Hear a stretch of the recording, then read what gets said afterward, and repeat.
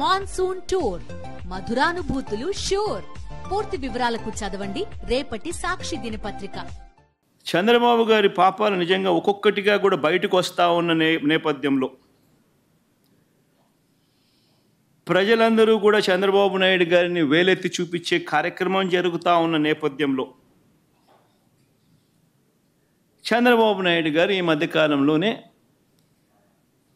లడ్డూ టాపిక్లో చంద్రబాబు గారు ఎప్పుడైతే ఈ మాదిరిగా చంద్రబాబు నాయుడు గారు ప్రజలు చంద్రబాబు నాయుడు గారు చేసిన తప్పును ఎప్పుడైతే తప్పులు పట్టడం మొదలుపెట్టారో, ప్రజలకు ఎప్పుడైతే వాస్తవాలు తెలియడం మొదలెట్టాయో, అప్పుడు ఈ పెద్ద మనిషి ఏం చేస్తాడు?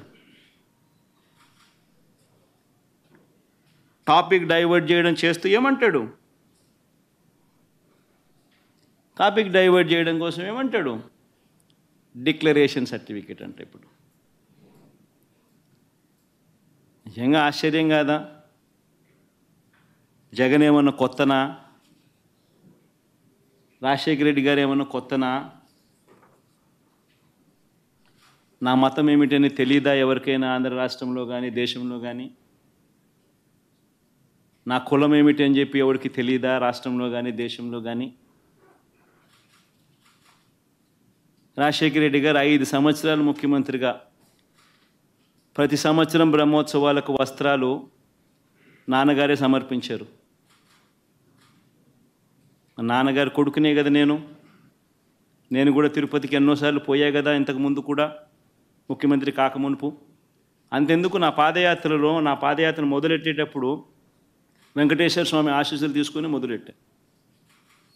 నా పాదయాత్ర అయిపోయిన తర్వాత నేరుగా తిరుపతికి వెళ్ళి కాలినడకన కొండెక్కా. తిరుపతికి వెళ్ళి కాలినడకన కొండెక్కి వెంకటేశ్వర స్వామి దర్శనం చేసుకొని తర్వాతనే ఇంటికి పోయా.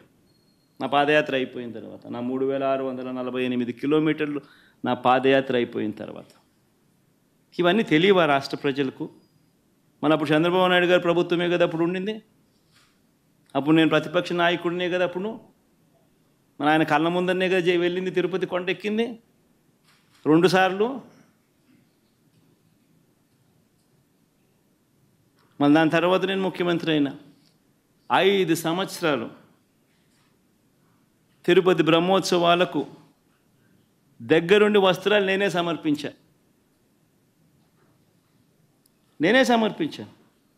వస్త్రాలను నెత్తిన పెట్టుకొని మోసుకుంటూ వెళ్ళి వెంకటేశ్వర స్వామి మీద భక్తి శ్రద్ధలు చూపిస్తూ వెంకటేశ్వర స్వామికి బట్టలు సమర్పించడం జరిగింది. నేను అడుగుతా ఉన్నా, ఫస్ట్ టైం ఎవడన్నా పోతా ఉన్నప్పుడు నువ్వేదో ఇట్లా మాటలు మాట్లాడినా అర్థం ఉంది. 10 సార్లు 11 సార్లు పోయిన తర్వాత ఈరోజు నేను తిరుమల తిరుపతి దేవస్థానానికి నేను పోతానంటే నేను అడ్డుకుంటూ ఈ మాదిరిగా నువ్వు నోటీసులు ఇస్తూ ఈ మాదిరిగా తిరుమల తిరుపతి దేవస్థానానికి నేను పోకూడదు అని చెప్పి ఈ మాదిరిగా నోటీసులు ఇస్తూ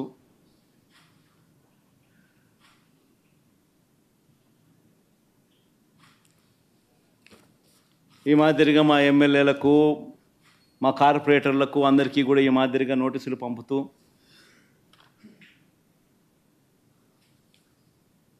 నేను అడుగుతా ఉన్నా, ఒక రాష్ట్ర ముఖ్యమంత్రి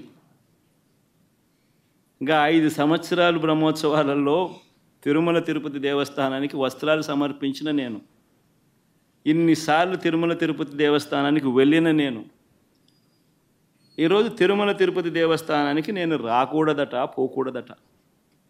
కారణం ఏమిటంటే నా మతమట.